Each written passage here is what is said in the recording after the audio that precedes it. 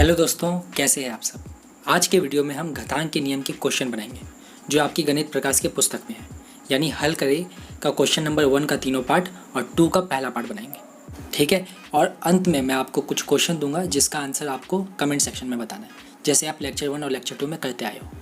इससे पहले हम लोगों ने घातांक के नियम के 2 लेक्चर्स में, यानी लेक्चर 1 और लेक्चर 2 में घातांक के नियम में यूज़ होने वाले सारे फॉर्मूले और सारे कंसेप्ट्स अच्छे से सीख लिए।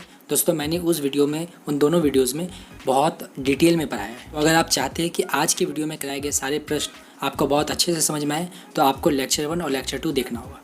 उन दोनों इंपॉर्टेंट वीडियोस का लिंक आपको डिस्क्रिप्शन बॉक्स में मिल जाएगा। पहले आप लेक्चर 1 देखिए, लेक्चर 2 देखिए और अब लेक्चर 3 में आगे बढ़िए। तो चलिए दोस्तों, कॉपी पेन ले लीजिए, हम लोग शुरू करते हैं पढ़ाई। हल करें 2।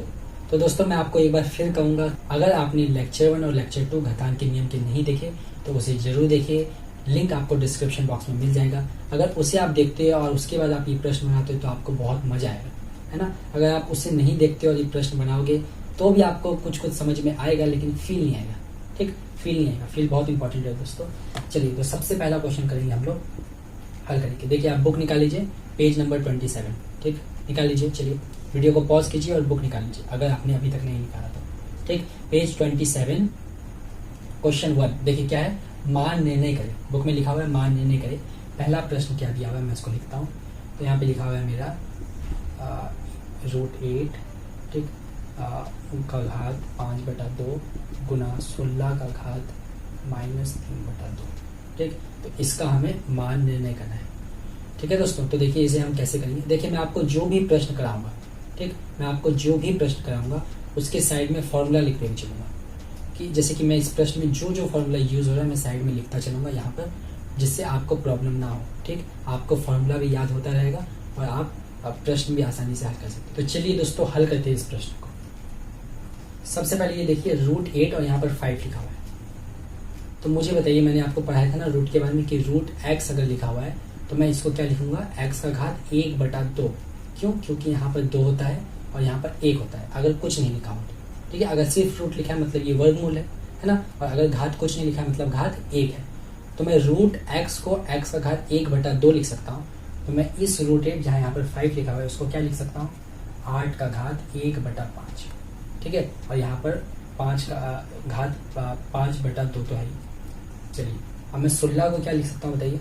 16 को मैं 2 का घात 4 लिख सकता हूँ, बिल्कुल लिख सकता हूँ। 2 का घात 4 को मैं 16 इसलिए लिख सकता हूँ क्योंकि अगर मैं 2 को 4 बार गुना करूंगा दोस्तों तो 16 ही आएगा, ठीक। और यहाँ पर इसका घात है -3/2। आगे देखिए, इसे अब हम हल करेंगे। तो x का घात यहाँ पर दिया हुआ है और होल घात दिया हुआ है। इसका मतलब ये देखते हैं, हमें एक सूत्र वापस याद आना चाहिए कि अगर x का घात m का होल घात n हो तो वो बन जाता है x का घात mn। मतलब x का घात 1/5 गुना होगा किसके साथ, 5/2 के साथ, ठीक है दोस्तों। और इधर भी बिल्कुल mn का फॉर्मूला लगेगा।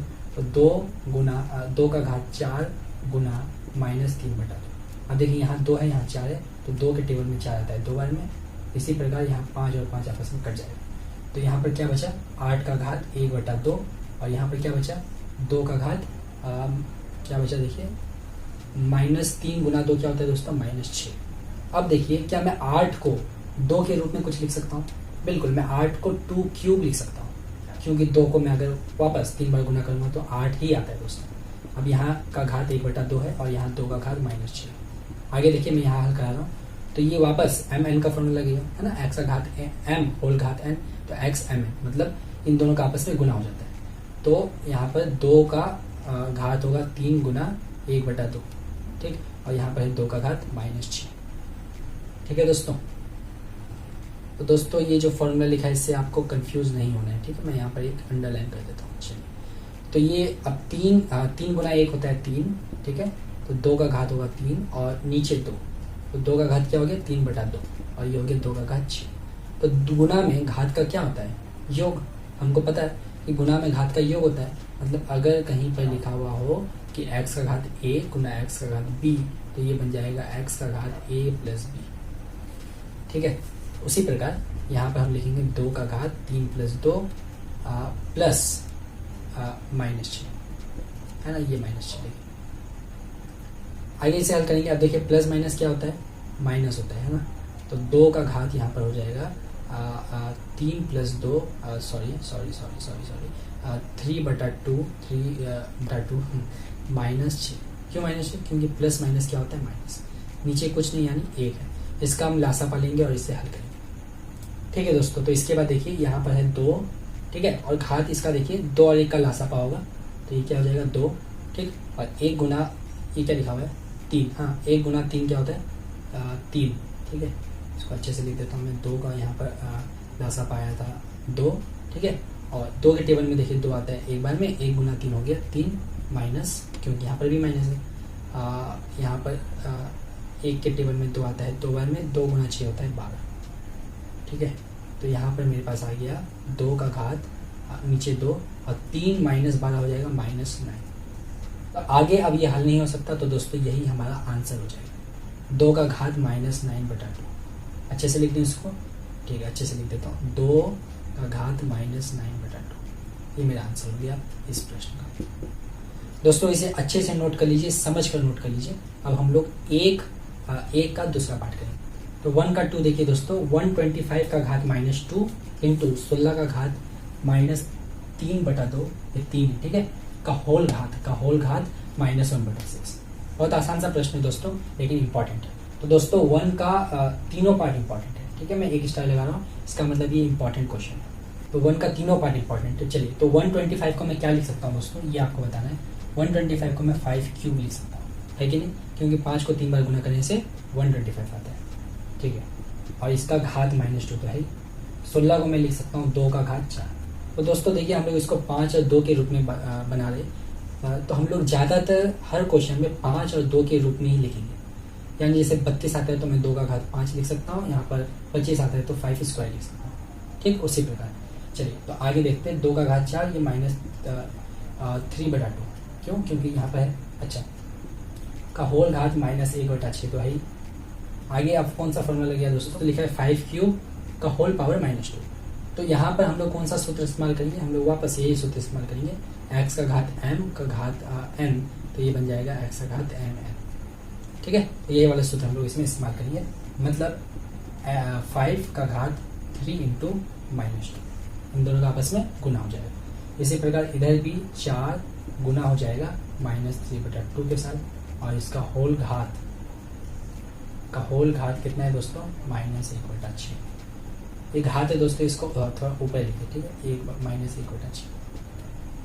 अब देखिए दोस्तों, ये 2 के टेबल में 4 2 बार में आता है, ये कट गया।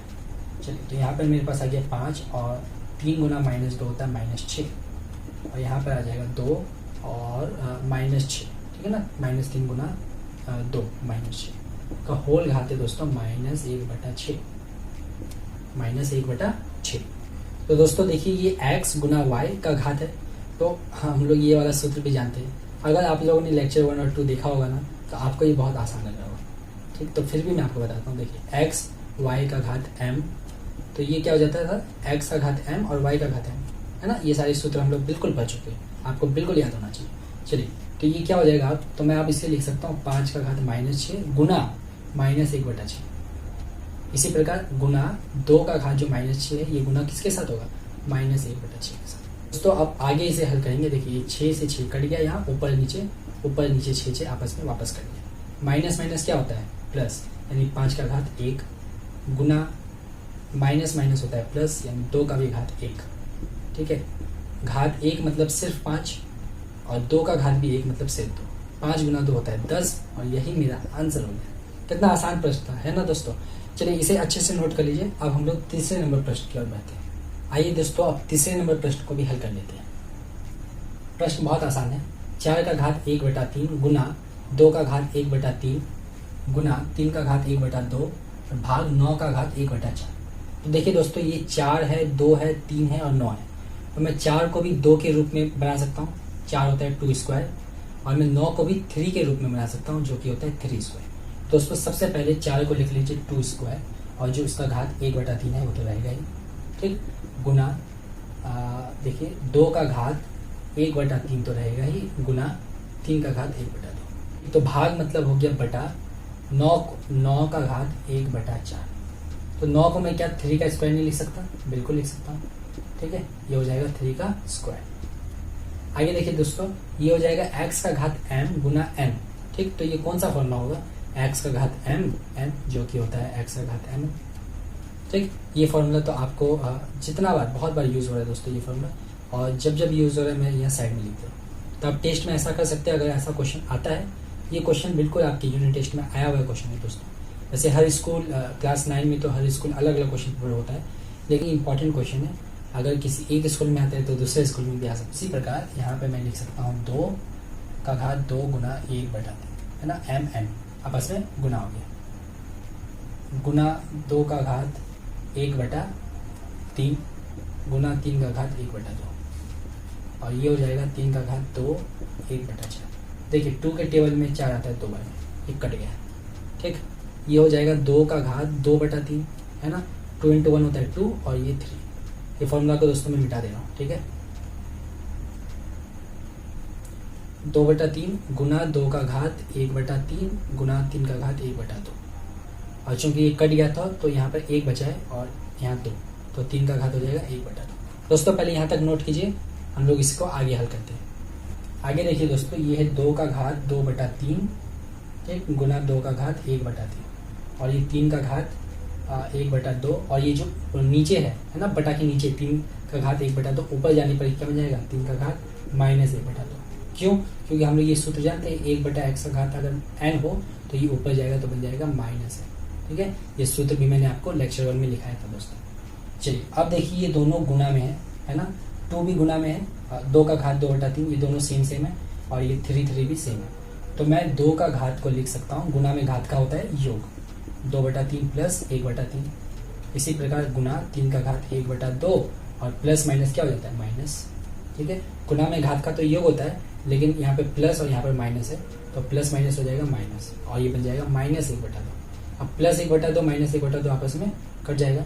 यहाँ पर तो पहले हो गया 2 का, देखिए लासापात सेम है संख्या, मतलब 3 ही होगा, ऊपर लिख दूंगा मैं 2 प्लस 1, है ना। 3 के पारा में 3 एक बार में आता है, 1 गुना 2 होता है 2, और उसी प्रकार 3 के टेबल में 3 एक बार में आता है, 1 गुना 1 होता है 1, गुना 3 का घात 0।